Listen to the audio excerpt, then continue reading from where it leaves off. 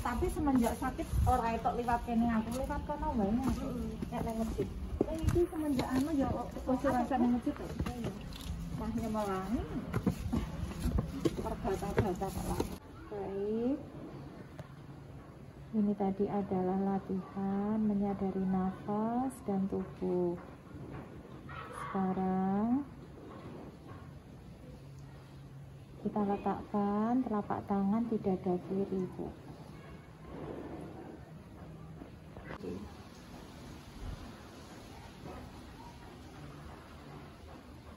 Rasakan gerakan diafragma pada dada kita karena nafas.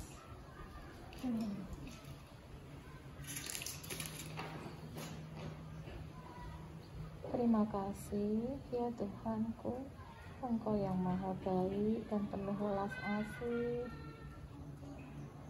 Terima kasih Engkau masih memberiku kesempatan merasakan nafasku sendiri.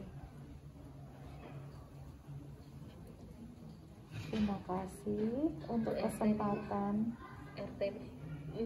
jantung ini masih berdetak. Itu artinya Engkau masih memberiku kesempatan untuk hidup hingga saat ini. Ya Allah, Engkau yang maha baik, Engkau yang maha pemurah. Jadi pasien ketiga udah selesai. Review dari Ibu Rina gimana? Review apa? Ya, jadi pasiennya karena sudah sakit selama 3 tahun, udah muncul ini ya, mungkin rasa putus asa, lelah ya dengan kemajuan yang mungkin kok tidak signifikan gitu menurut beliau, sehingga apa ya, rasa hopelessness-nya gitu. Nah, itu tadi yang coba kita kurangi dengan latihan kesadaran dari yang paling sederhana, yaitu menyadari nafas. Itu menyadari nafas dan mulai menyadari bahwa masih begitu banyak nikmat yang Tuhan kasih ke kita gitu. Nah, ternyata proses itu tadi cukup ini ya, menyentuh ya pasiennya, sampai nangis, meneteskan air mata. Kita juga nggak menyangka ya, kayak cuma sesederhana itu prosesnya. Terus lagi ya, tadi itu yang pakai pegang-pegang dada itu tuh, terus tuh itu buat apa, Bu? Oh ya, itu salah satu gerakan senam otak, namanya mengaktifkan saklar otak. Sebetulnya itu yang disentuh adalah timus ya di sini ya. Itu kalau diaktifkan itu akan kalau disentuh itu akan meningkatkan kekebalan tubuh. Oh, bisa ini berhubungan juga ya. Terus kalau kaitannya sama kesiapan belajar, itu akan mengaktifkan aliran energi di tubuh kita sehingga kita siap menerima informasi baru. Jadi lebih fokus. Ya, oke. Gitu. Biasanya sih untuk beberapa orang efeknya jadi bersendawa, tubuh hangat gitu, karena aliran darahnya menjadi lebih lancar dengan disentuh.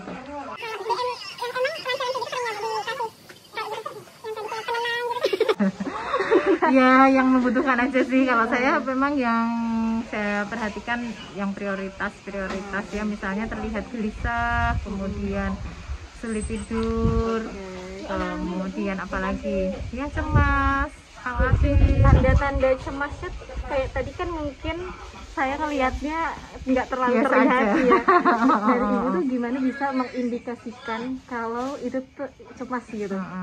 Pasien terakhir tadi memang bukan cemas ya gejalanya, dia lebih ke putus asa ya, yang nampak gitu.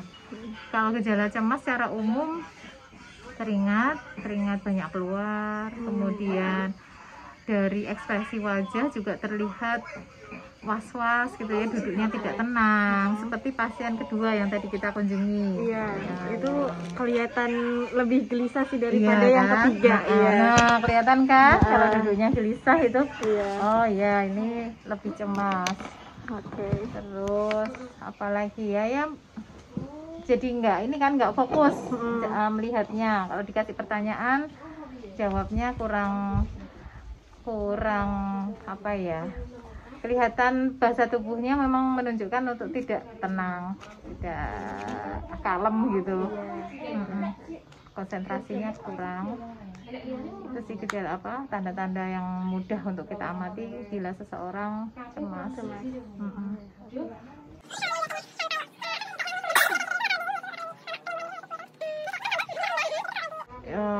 Mungkin ini bisa dibedain kali ya, dijelasin berbeda. Kayak misalnya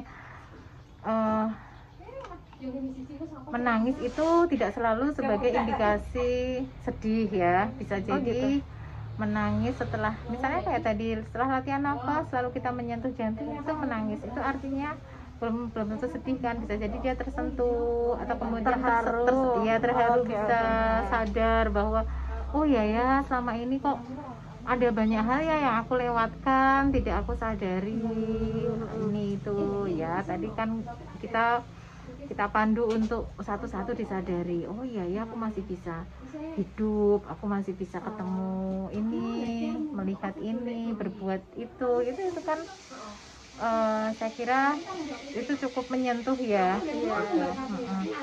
Nah kalau untuk lansia memang rata-rata secara teori lansia itu beresiko tinggi untuk depresi. Kenapa? Karena tadinya dia mampu melakukan sesuatu, kemudian jadi tidak mampu ya, karena secara fisik sudah lebih lemah, mungkin ada sakit yang dia derita gitu.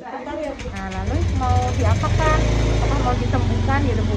Nah istilahnya bukan sembuh tapi ini ya optimal. Ya dengan kemampuan, segala kemampuan, daya yang dia miliki dalam keterbatasannya itu diusahakan untuk optimal. Optimal tuh yang bagaimana ya? Apa yang masih mampu beliau lakukan, sebisa mungkin kita dorong untuk itu mampu dilakukan. Makanya keluarga dengan lansia itu memang sebaiknya memberi kesempatan untuk lansia, apa yang bisa dia lakukan sendiri, nggak apa-apa, silahkan dilakukan, jangan dilarang terus untuk pokoknya nggak usah ngapa-ngapain.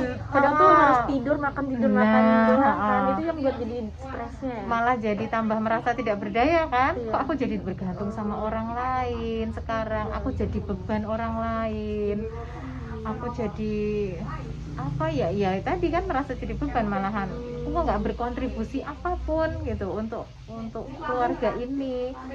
Itu dulu aku bisa cari uang sendiri, aku bisa makan, masak sendiri, kemana-mana aku sendiri, tapi sekarang mobilitas aja aku nggak mampu gitu, dan hanya duduk diam di sini, ini kayak nggak berguna. Nah itu akan memperburuk situasi depresinya ya, kondisi depresinya. Lalu nanti kalau udah terlalu lama sakit, makanya kemudian misalnya ya masyarakat di Gunung Kidul itu yang angka bunuh dirinya tinggi, biasanya mereka karena sakit yang sudah terlalu lama. Nah karena udah merasa nggak berguna gitu ya, ngapain juga aku hidup, ya udah. Bisa ya timbul pikiran-pikiran gitu ya Bang ya, rentan gitu. Iya rentan, beresiko tinggi untuk itu. Maka sebetulnya kalau untuk kesehatan jiwa itu nggak usah harus ke dokter spesialis, nggak usah harus ke psikolog. Nah kalau memang di sekitar kita nggak ada, sebetulnya kita ini keluarganya itu bisa loh merawat kesehatan jiwa ya, mencegah supaya tidak sampai sakit jiwa dengan apa ya, dengan tadi memberi kesempatan dia bisa melakukan sesuatu untuk dirinya sendiri semampunya, sebisanya. Terus kasih perhatian gitu, kasih perhatiannya itu tidak hanya dikasih makan gitu ya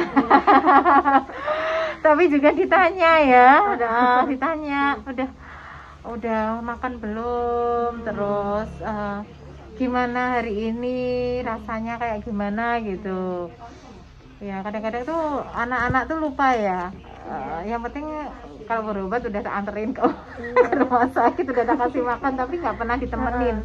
Rata-rata lansia selama saya melakukan kunjungan begini rutin ini, rata-rata lansia tuh kesepian, yang dia butuhkan tuh ditemenin. Coba kalau oh ya Yuk sekarang. Kalau udah ada kita tuh mau diajakin ngobrol gitu ya.